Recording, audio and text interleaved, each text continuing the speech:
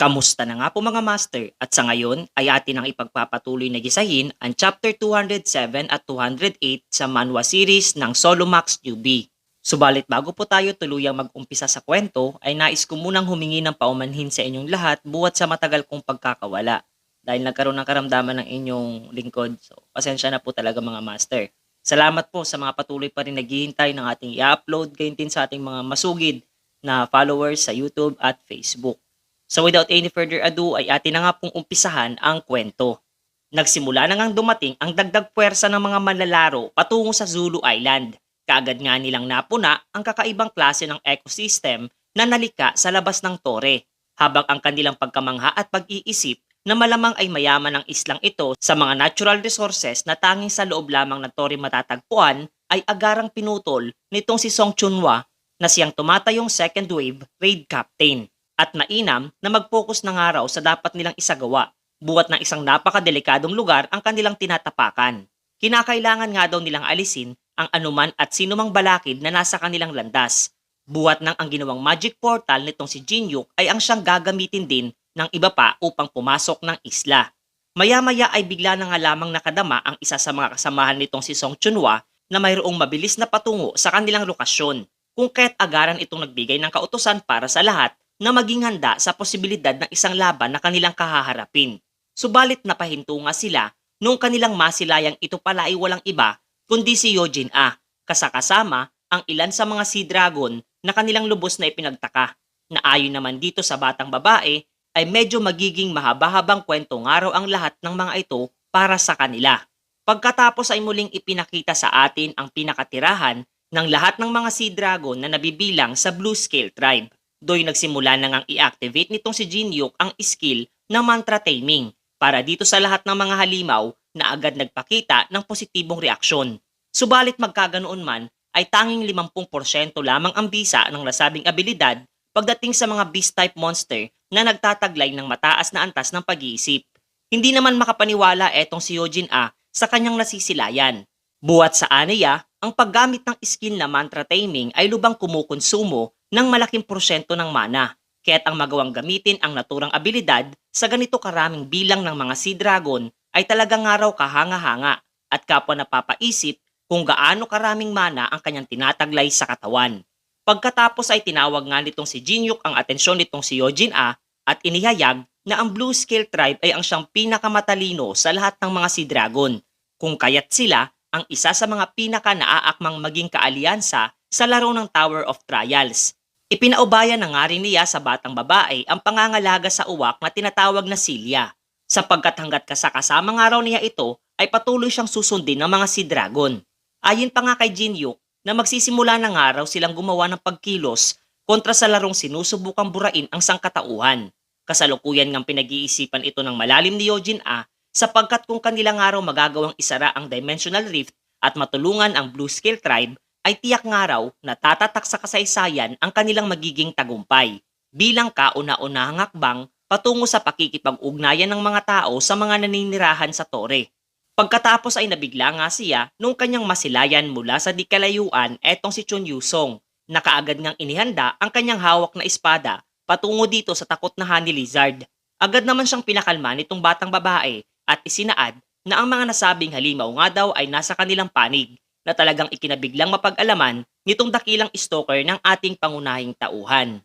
Maging ang tagapagbantay nga ng mga Sea Dragon na Silya ay ipinakilala din sa kanya nitong si Yojin A, habang sumakit lamang ang ulo nitong si Chun Yusong buwat sa bilis nga raw ng mga pangyayari, kasabay ng pagtatanong kung nasaan sa kasalukuyan etong si Jinyuk. Samantalang sa ibang bahagi naman ng isla ay kasabay na ipinakita din sa atin ang ilang mga miyembro ng Demonic Association na kapwa nagrereklamo sa klase ng klimang tinataglay malapit sa gitnang bahagi ng Zulu Island. Natanong nga ng isa sa mga ito kung nasaan etong sina Melina at Tristan, na sinagot naman ng kanilang kasamahan na malamang nga raw ay kasama nitong kanilang leader na si Nietzsche. Naputol nga lamang ang kanilang pag-uusap nung nakadama ang mga ito ng kakaibang pagkilos mula sa kanilang paligid. Papalapit nga ang tunog sa kanilang lokasyon at talagang mabilis na kanilang ikinabigla noong kanilang masilayang ang mga ito pala ay ang mga Sea Dragon na madali lamang ginagapi etong mga naguguluhang miyembro ng Demonic Association.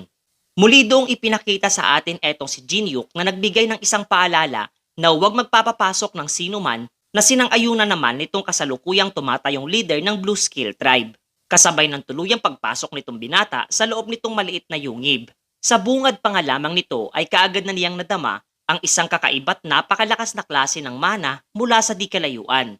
Tanda nang naroroon nga daw ang gate na kanilang pinakapakay.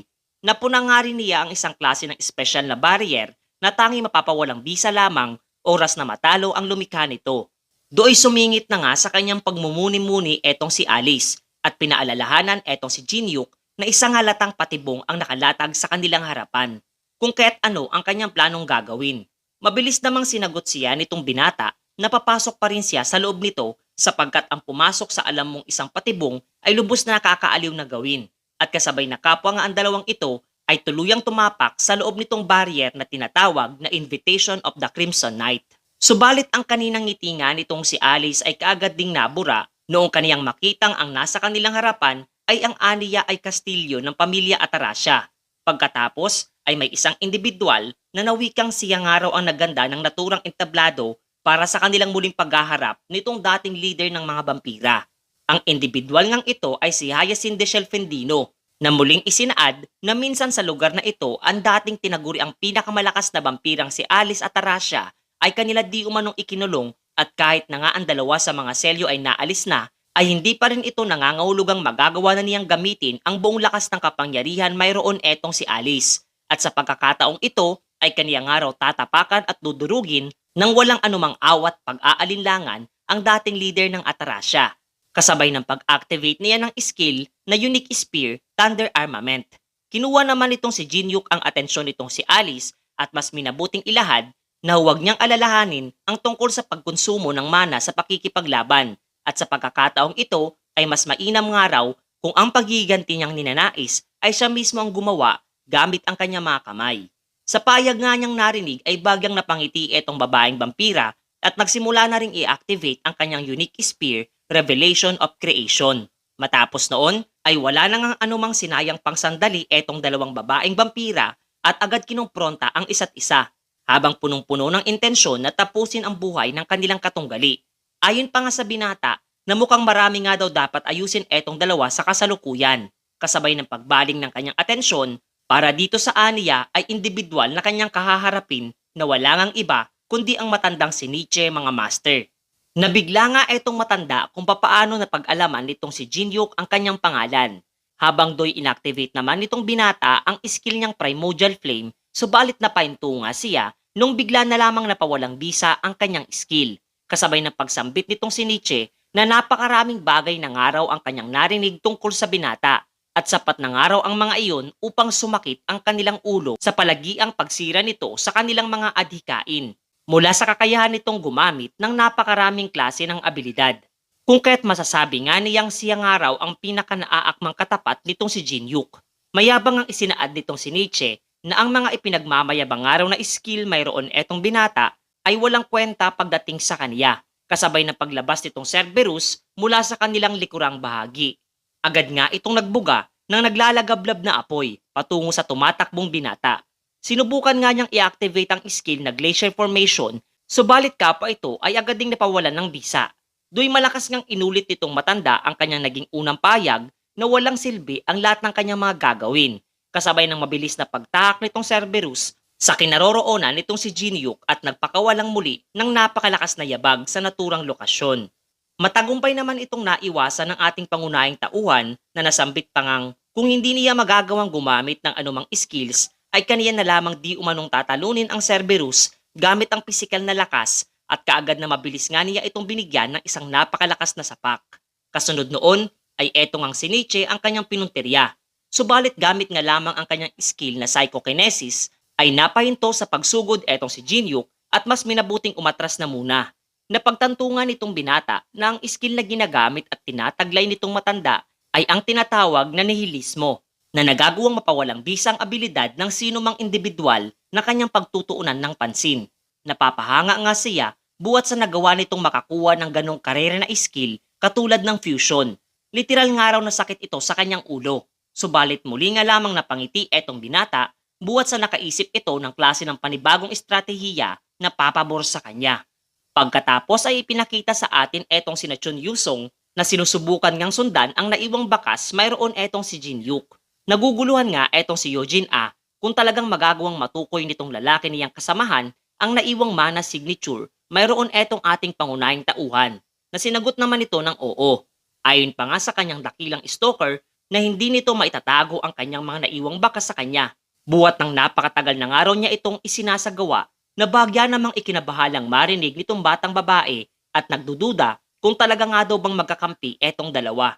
Dagdag pa nga nitong si Chun Yusong na kinakailangan niyang tahakin sa ngayon ang kinaroroonan nitong binata sapagkat kaniyang araw itong tuturuan ng leksyon matapos ang mga pahirap na pinagawa nito para sa kanya. Kasalukuyan namang patuloy lamang sa pag-iwas etong si Jin Yuk mula sa matatalim na kuko, mayroon etong Cerberus na kapwa naman pasimpleng napuna nitong si Alice na bagyang nangangamba para sa kaligtasan nitong ating pangunahing tauhan. Subalit ang kanyang kawalan ng pokus sa kanyang sariling laban ay nagresulta nga lamang ng pagkakaroon ng pagkakataon nitong si Hyacinth na makatama ng isang direktang atake para dito sa gulat na si Alice na malakas ngang bumagsak sa lapag. Muli nga siyang planong atakihin itong kanyang katunggali kung kaya't agarang nagpakawala etong si Alice ng napakaraming blood spear patungo kay Hyacinth. Subalit ang lahat ng mga ito ay madali lamang nitong naiwasan at muli ay matagumpay na nakalapit sa kanyang kinaroroonan. Pagkatapos ay inactivate niya ang skill na Thunder Slash na talagang nagbigay ng matinding sakit at pinsala sa katawan nitong vampirang si Alice. Muli nga siyang minaliit nitong si Hyacinth na kahit gamitin nga raw nitong dating leader ng Atarasya ang kanyang buong kapangyarihan sa kasalukuyan ay hindi pa rin siya matatalo kasabay ng paglalahad na wala siyang panama kontra sa isang kagaya niya. Samantalang muli nga ring masisilayang inactivate nitong Cerberus ang kanyang skill na Hellfire.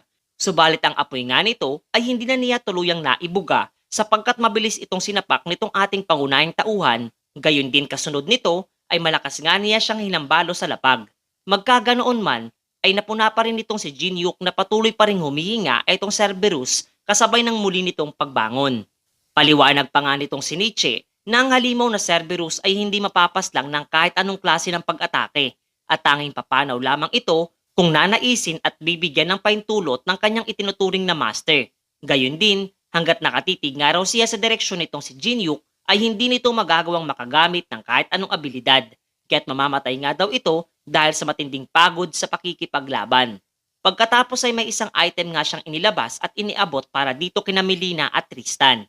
Paliwanag ng matanda na oras na nakadama ng matinding pagod at pumagsak sa lapag etong binata, ay itarak nga daw nila ang bagay na ipinagkaloob niya. Ito ay isang punyal na pagmamay-ari ng isang torture specialist. At kung hindi nga raw ilalahad nitong si Jin Yuk ang mga sagot sa kanilang mga katanungang bibitawan, ay tiyak na agaran siyang dadanas ng masaklap na kamatayan. Buhat ng nais nga niyang mapag-alaman kung papaano itong binata ay nagtataglay ng mga kaalamang higit pa sa kanilang nalalaman.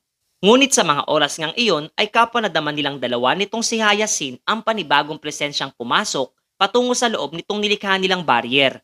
Agad ngang tinahak nito ang kasalukuyang lokasyon ni Jin Yuk na masisilayang nakangiting na wikang mukhang natagalan nga daw ang pagdating nitong kanyang dakilang stalker habang wala naman itong imik habang hawak-hawak ang kanyang sandata mga master.